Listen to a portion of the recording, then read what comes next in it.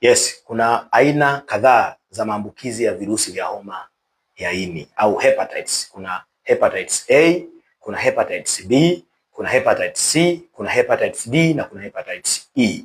Sasa hizi zote ni maambukizi kutokana na tofauti, yanapishana tofauti zake kwenye dalili. Lakini changamoto kubwa inayowakumba Watanzania wengi au Waafrika wengi ni hepatitis B pamoja na C.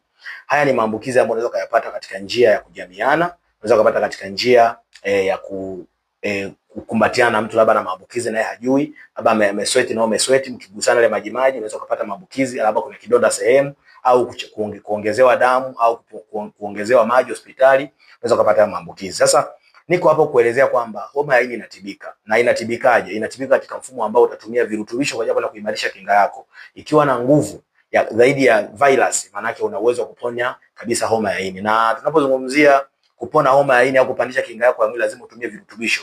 Ambavyo virutubisho hivi vitaenda kusaidia kupandisha ule uwezo wa kinga yako kuwa na nguvu zaidi kuliko virusi. Kwa ndani ya siku 90 utakuwa umepona kabisa. Ondokana na imani potofu kwamba homa ya ini haitibiki. Ni kweli. Kuna stage ya kwanza, stage ya pili na stage ya tatu na ya nne. Stage ya kwanza ya pili inatibika. Na ukiwahi mapema naweza nikakutibu ukapona kabisa. Lakini stage ya tatu ni ile stage ambayo nasema kuna stage A na B kwenye stage ya tatu. Stage A ya tatu unaweza kutibika, lakini stage B huwezi kutibika kwenda ya 4.